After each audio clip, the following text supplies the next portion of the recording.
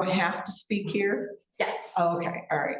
So first I'm going to let my colleague Alicia introduce herself, and then I'll begin.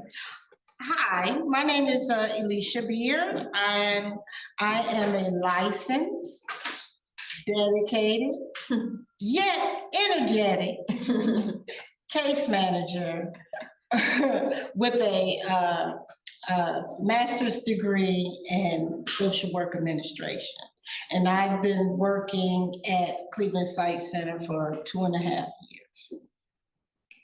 Great. So again, my name is Alicia Howerton, and I've been at the agency for about 15 years. And I'm going to talk a little bit about adjusting to vision loss. But first, I'm going to give you an agency overview. We serve clients from birth through the golden years. We really have, one place as a resource for everything somebody might need. If you're birth to the age of 3, we have early intervention. Our early intervention specialists come to you in your home and help you make your home safe, help you become an advocate, help your child reach all the milestones they need to reach of crawling, walking, and talking. Probably 90% of what we do every day is taken in visually. So how can we reach out and see our world in a different way? Then at the magic age of 3, our kiddos become preschoolers and you're thrown into the education system. Well, here at Cleveland Site Center, we actually have a preschool on site. And we are truly the experts. And we not only have teachers for the visually impaired, but we have occupational therapists, speech therapists, physical therapists, and orientation and mobility instructors helping our kiddos to thrive and be ready to mainstream into public schools. And even though we don't have a school here on site, there is the Ohio School for the Blind in Columbus. We do have case managers that will help you walk through all your needs while a child is in school and help advocate, help you go to have better understanding at your IEP meetings and everything. We even have employment services for people. Most people between the ages of 18 and 55 want to be employed. And really the world looks at people with a white cane, as I carry, as somebody who can't do anything. Usually we're a charity case. So our employment services department not only helps somebody who is blind, visually impaired to obtain the skills or learn whatever it might be now that their life has changed, or maybe they were even born blind. We educate employers on why wouldn't you want to hire somebody who's visually impaired or blind. Activities of daily living. Maybe you aren't born blind. Maybe you're 50 to 80 years old and you have developed some kind of an eye disease, age-related eye disease that is causing you to lose vision, partially or totally. And how can you pour that ever important cup of coffee every morning? Our speaker earlier, the inspirationalist, she made a comment about having her daughter created a tattoo for somebody pouring coffee, but they were pouring it next to the coffee cup. Well, that's what happens when you don't know if you can or can't, how much vision you have left, or how much depth perception you have. So we teach all those different types of techniques and tools and the skills to be able to live life, whether you're cooking, cleaning, shopping, going out, whatever it might be. How do you live life with blindness and low vision? We have 4 optometrists on site. We have a clinic. Now, we are not the medical side of things, we are the functional side of things. How do you live life as a blind, visually impaired person? So we have 4 optometrists which specialize in teaching you how to utilize the vision that you have left. with different tools. Maybe you need some fit overs because you have glare issues. Maybe you have double vision or depth perception issues. How can we help with that? Maybe you need better magnification or better lighting. And through talking with you and not just a regular eye exam, but a low vision exam, they can help you figure out all of those things. Then where do you get those products to help you? We have a store on site. We sell over 800 products to help somebody, whether it's a tactile item, high contrast, something as simple as a signature guide or a little tactile bump dot to help you know the difference between your keys or help you navigate your keyboard. We even have assistive technology training. You know, I make this comment not very often because I think some people get offended by it, but I say I don't recommend going blind, but today is the day and age to do it in because of technology. Technology can really help do many things, whether it's your iPhone or an iPad or using a computer. You know, there are different computer softwares, whether you need magnification or maybe you don't need your monitor or mouse at all, by using something called JAWS, job access with speech. So it's all optical character recognition. But all of these things are skills and training. But one of the most fun things we do is something called leisure and lifestyles, social recreation. And I really believe, because myself, I didn't know about Cleveland Sight Center for about the first 20 years of my vision loss journey. And when I did finally get connected and was met with somebody else who was blind, and she was just living her life as a blind person and participating in all kinds of activities. Our leisure and lifestyles programs, they do that. They do everything you can imagine: yoga, meditation, acting, line dancing, rock climbing, go to ball games, you know, do activities. And when you're new to vision loss, you go through all those stages of grief and until you finally get to acceptance. And by being with others, you can get to that point. And I know personally, I used to just quit doing things as they became more difficult, as I lost more vision. I've been visually impaired for over 45 years and started losing my vision as a teenager. And it really would have helped build my confidence. Once upon a time, I was even after learning cane skills, I was ashamed to use my cane, but I am no longer, because it is my freedom. It's my navigation. It's how I get from A to Z. And, you know, I really wish I would have met somebody like Elisha, and she's going to explain a little bit more in depth about some of our particular services as a case manager, a social worker, who really could have helped me get through those emotional, social frustrations that I had. So does anyone have any questions for me in particular? Yeah. About our services or resources? All right, well, I'm gonna kick it off to Elisha. Why don't you share with them, like, if I were to contact Cleveland Sight Center? Yeah, after you register to receive services at Cleveland Sight Center, you will be provided a case manager. And I will probably be one of the, I think, 4 or 5 case managers that we have there at the site.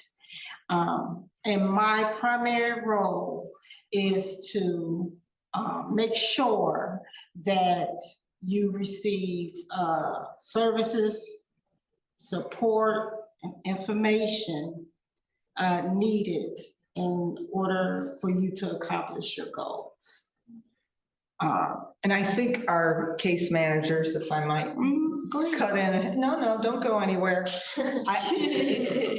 They give us hope is really, Yes. because you don't know what you don't know. Mhm. And often people will say, oh, I wish I would have known sooner. I could have done this Yeah. sooner. I could have learned that sooner. You know, even if you just have low vision, you know, most people want to, I do presentations and most people find out, oh, it's Cleveland Sight Center. Oh, I don't need that. You know, I'm not blind. Well, you don't have to be blind. You don't even have to be legally blind. Just one issue that you're having that, you know, there's a whole range of vision and people just have a perception of what vision loss is. And you're either blind or you can see, and that's not the case. Anything that causes you when glasses are not enough, we can help with. And we also offer financial assistance, you know, if you're eligible, you know, if it's applicable, if you're eligible for it. Yeah, we wouldn't turn anybody turn down. We away. don't want money to be a barrier, because we do know that Medicaid, Medicare, and third-party insurance don't cover most of what we do. The equipment, things of that sort. So I would talk to the client either on our assessments is about 30 minutes to an hour long, depending on what the need is. And I will talk about, you know, what is the presenting problem? What is your eye diagnosis? And what was the impact, you know, that have on you, on your day-to-day functioning. So I may refer them to like talking books. I may refer, you know, the audio books where you could get them delivered to your home. I may refer them to Share the Vision. We have a support group called, it's a peer-to-peer mentoring program. And you are joined with a volunteer who has adapted to their vision loss, and you guys talk on the phone. So that provides, you know, hope, that provides independence and encouragement to that person. It's that one-on-one support through phone calls, telephone calls. We also have Vision of Success. Vision of Success is an 8 session long, 1 day a week, 1 hour along, 1 hour, yeah, 1 hour. And basically, it is conducted at the center or remotely on the phone. So if you can't get to the center, don't let that, you know, deter you. You could join on the phone. And we basically talk about the 5 stages of grief. You know, we talk about denial, acceptance. Well, not acceptance yet. Denial, anger, bargaining, depression, and finally acceptance. And it takes a while before people end up accepting. You're not kidding. And there's no magic 6 days, 6 months, 6 years. You can have those stages of grief. I know I have gone back a little bit sometimes when my vision gets worse. So, it really can be helpful. I really wish I had known when I first started losing my vision. And so not only Vision of Success, but then there's another program called Staying Connected. After you complete Vision of Success, you will graduate to Staying Connected. So this is another additional opportunity for you to hear speakers and to also share with other peers of your similar experiences. And that's probably one of the best things, is being with others who are blind, visually impaired, and getting connected. You know, our mission is to provide individualized support and tools to navigate a sighted world. And we do have a vision. I used to really like our vision statement, but I don't think it'll happen in my lifetime. So our vision statement is to be in a space where the quality of one's sight does not determine the quality of one's life. And it can come to pass, but only when the whole sighted world is set up for everyone. When there's universal design, whether it has to do with websites or architecture, and you know, there's a standard, and people get rid of glass doors. I'm just not fond of glass doors. But the most thing that we really do is provide hope for somebody who's losing their vision. Give you confidence. Yes, confidence is a huge thing. When you start losing your vision, especially if you've been sighted your whole life and you start losing your vision, or you become totally blind instantly, you really lose the confidence that you have in who you are and what you can do. In fact, you become what I call an I can't person, because you can't do things the way you did them when you had vision. You have to learn to do them differently. Independence, it gives you independence as well. Yeah. Independence and confidence, freedom to live life. And joy. Yes, absolutely. You have to find your joy. Yeah, and we serve 9 counties as far as adults go: Ashtabula, Cuyahoga, Geauga, Lake, Lorraine, Medina, Stark, oh, I missed one, Portage, Stark, and Summit County. And, but, you know, and we've even partnered with Cincinnati Association for the Blind and Visually Impaired and Northwest Ohio, Toledo, so that we could get canes covered as durable medical equipment. Most of what we do is not covered. We've partnered with them so that we could get early intervention services covered. And we are, for the last 3 bienniums, we've been added to the governor's budget, but this year, because of all the work we've done, we were finally a line item in the governor's budget. So they recognize us and understand. So that's great. Yeah. And you've brought some materials. Yes, I've brought it's our you know, about the agency, an overview. Then we also brought our flyers for the upcoming White Cane Walk. It is it's a party, but it is an educational awareness and fundraiser. All the proceeds, we're even having a little competition between departments, but all the proceeds go to back to our clients. So, and all the everything they might need. That's great. Does anybody have any questions? Yes. Well, first I want to say thank you, because we have met previously and it Oh, was that's joy. Liz. Oh, I know that voice. It was a delight to experience your establishment here. I live in New Jersey, as does my husband, and I utilize the New Jersey Commission for the Blind, which is similar. Sadly, I'm not as close physically to that place. So I don't even know truly if they have the same services. I'm gonna look into it when we go back. But my question is, well, a couple of things. Number one, how do you get referrals? Is it straight from the Cleveland Clinic when people are diagnosed having loss of vision?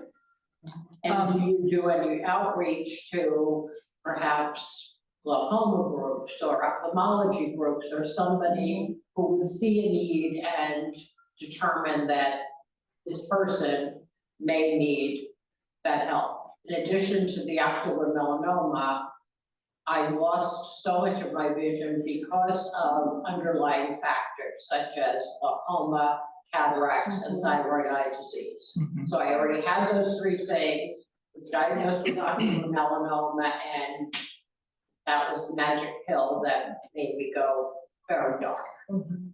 So it was wonderful to learn about the tools and then work with blind coaches to realize that I wasn't alone and had, some assistance right there in the state that I live. But for me, it was state to state. Here, this seems to be a city and county thing in Ohio. So two questions. How do you get your referrals, and do you Outreach. work nationwide? So we do get referrals from coli as well as other doctors in the area. You can be a self-referral, a friend can refer somebody. I used to say we were the best kept secret because I only lived less than 20 miles away and didn't know about Cleveland Site Center. But I'm no longer allowing that to happen for us to be the best kept secret. So, but yeah, we our outreach, our marketing and communications. I do trainings with, I do something called blindness basics trainings with police departments, libraries, medical staff, senior centers. We do lots of networking with all kinds of school systems and senior facilities. Anybody who wants to learn anything about blindness and low vision, we are there. We do trainings for physical therapists as well as occupational therapists, nurses to know how to interact with people who are blind, visually impaired. So we work with colleges and high schools, even kindergarten classes. So we are out there educating the public on who we are and who we can serve, and that there is life after blindness.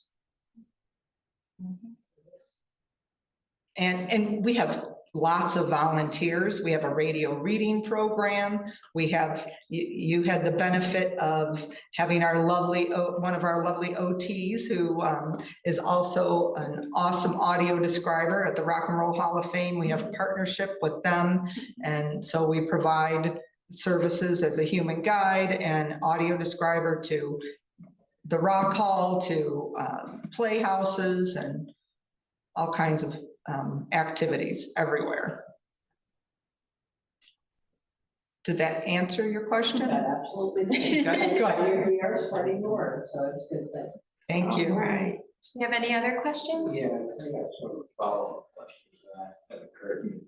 Do you do any work with caregivers, training them how to help the blind person that's now in their lives? Yes. Great question. Yes, we do. So we do have had in the past and are revamping the program for families of, that are caregivers. So, spouses, siblings, and the like, but caregivers as far as staffers in senior facilities, independent living facilities. Yes, we do that as well. And I found lacking that. Everybody helps Liz, but I had to learn all that. I took that out. Yeah. And it can be, families don't know, exactly how to interact and help, sometimes they can overhelp. So. Yeah, I didn't know that. Well, unfortunately, as the patient, I could only speak for myself. Independence, a little over 60 was a bummer. And, and it was worse than a bummer. I used very, very more expletive words. However, in addition, I still continue to walk a fine line between knowing when I want the help all the time, just knowing I want somebody there that I can lean on, and, oh my God, please let me do it by myself. Yeah. So there is always that three-part balance, and for one person to play that role as much as my husband does is fantastic. And we have reached the point a year and a half into my blindness that my husband is comfortable,